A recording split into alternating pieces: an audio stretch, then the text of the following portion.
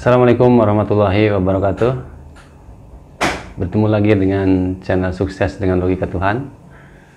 Sahabat-sahabat sekalian, saya kali ini akan kasih tip bagaimana kita bisa hidup optimis tanpa batas, supaya kita bisa setiap hari hidup optimis tanpa ada sedikit pun rasa putus asa. Nah, optimisme ini untuk di abad sekarang ini sangat penting, karena tanpa optimisme kita tidak akan punya gagasan-gagasan dalam mengembangkan ilmu, kita tidak punya gagasan dalam mengembangkan bisnis. Karena kalau sudah pesimis, biasanya ya otak kita akan tertutup dari segala ide. Akhirnya kita akan terjerumus kepada kondisi-kondisi yang menyedihkan, mengkhawatirkan, dan akhirnya ya kita akan merasa kesulitan sendiri.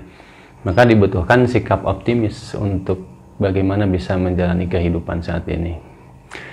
Ya, menarik sahabat-sahabat sekalian, saya mendapat informasi di grup ada hasil polling yang dilakukan oleh lembaga polling internasional.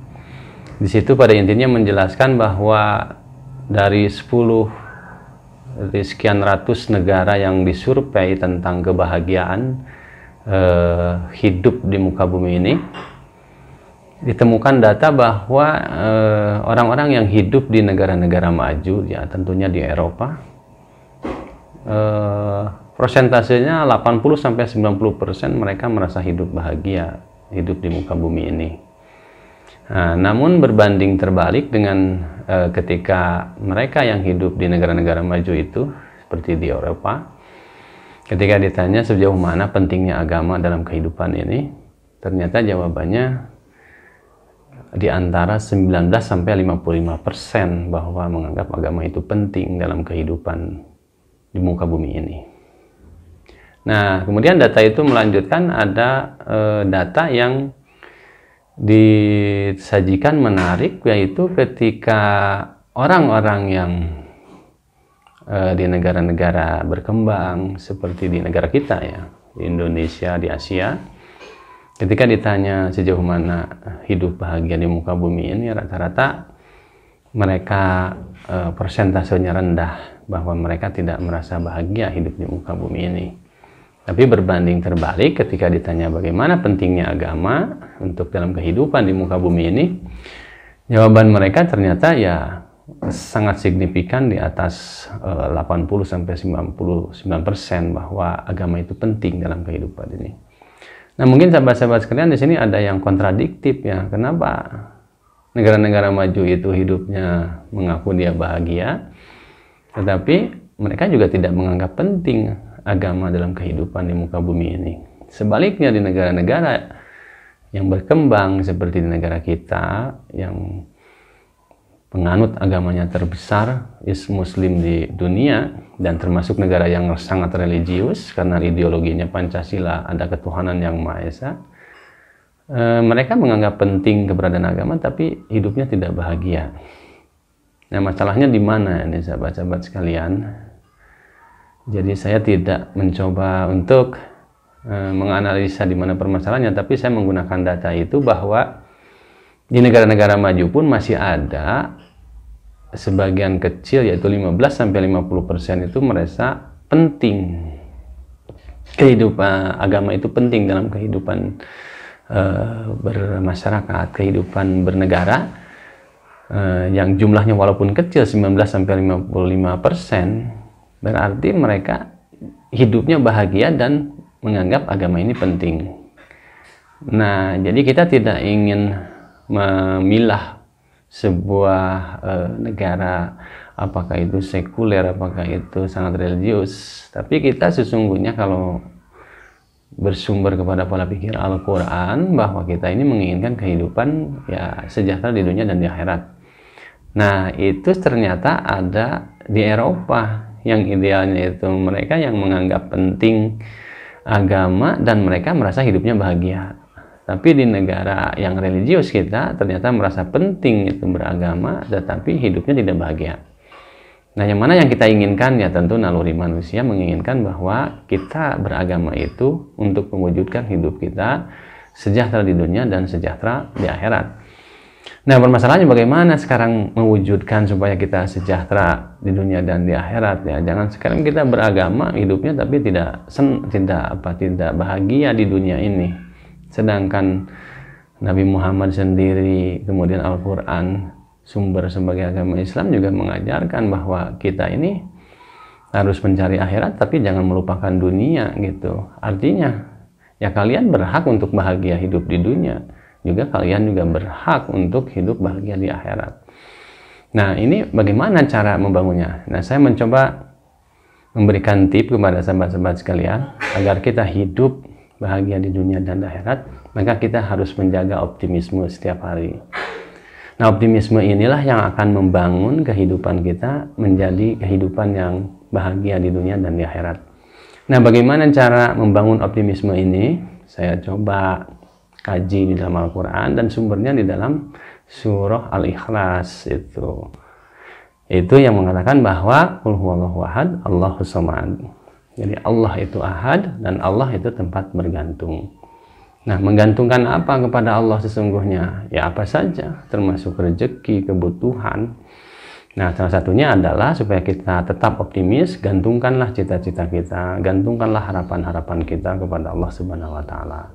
Jadi kalau kita mencoba menggantungkan rezeki kepada Allah Subhanahu wa taala, menggantungkan harapan, optimisme, cita-cita kita kepada Allah, otomatis bahwa Allah itu adalah tempatnya meminta, dan apapun yang diminta oleh manusia akan dikabulkan oleh Allah Subhanahu wa taala.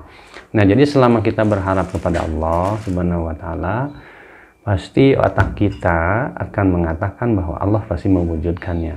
Hanya tinggal kita menunggu, menyerahkan segala keputusan kepada Allah, maka Allah memerintahkan untuk bersabar. Maka bersabarlah dalam memohon sesuatu kepada Allah, dan Allah mengajarkannya permohonan itu dilakukan di dalam setiap sholat yang kita kerjakan. Nah, gitu sahabat-sahabat sekalian, jadi sholat itu sebetulnya adalah membangun harapan kepada Allah Subhanahu wa taala, supaya kita tidak kehilangan optimisme dalam hidup.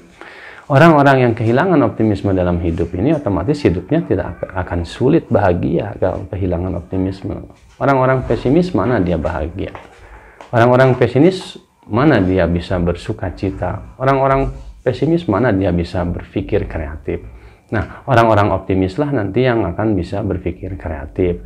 Orang-orang optimislah nanti yang banyak ide. Orang-orang optimislah nanti yang bisa mengisi dunia ini dengan penuh keberkahan.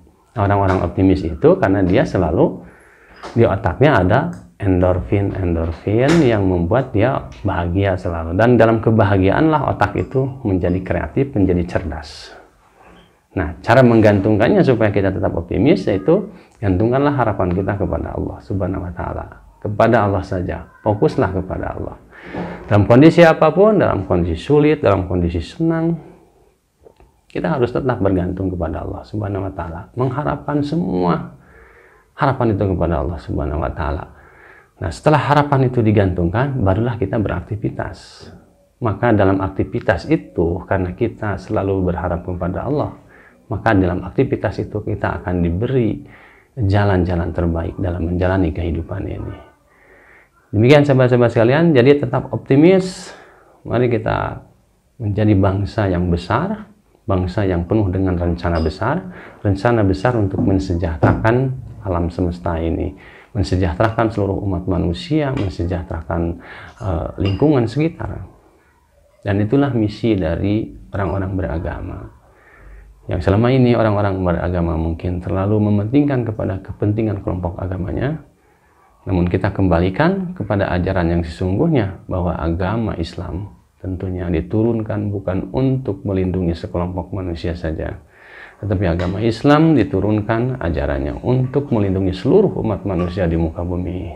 Maka orang-orang Islam ini adalah orang-orang yang akan menjadi khalifah, dalam arti bukan menjajah bangsa-bangsa lain, tetapi ikut mensejahterakan, melindungi hak-hak manusia, melindungi hak lingkungan, melindungi hak pohon, melindungi hak hewan. Jadi khalifah itu menjadi orang-orang yang betul-betul melindungi kehidupan planet bumi ini dan alam semesta. Dan itulah visi global seterusnya di dalam ajaran agama, khususnya agama Islam. Jadi kita kembalikan kepada pola pikir yang sumbernya dari Al-Quran, supaya kita betul-betul menjadi manusia yang menjadi berkah bagi kehidupan bumi ini, dan kita juga berharap kita diberi kesejahteraan kehidupan kita setelah kelak kita hidup di akhirat. Demikian sahabat-sahabat sekalian, salam optimis, jangan lupa fokus kepada Allah dan terus berharap, gantungkan harapan kita setinggi-tingginya kepada Allah Subhanahu wa Ta'ala, dan Allah jualah yang akan membimbing kita dan mewujudkan segala impian hidup kita. Semoga sehat semuanya, sejahtera lahir dan batin. Barakallahu. Terima kasih. Billahi taufiq wal hidayah. Wassalamualaikum warahmatullahi wabarakatuh. Salam optimis.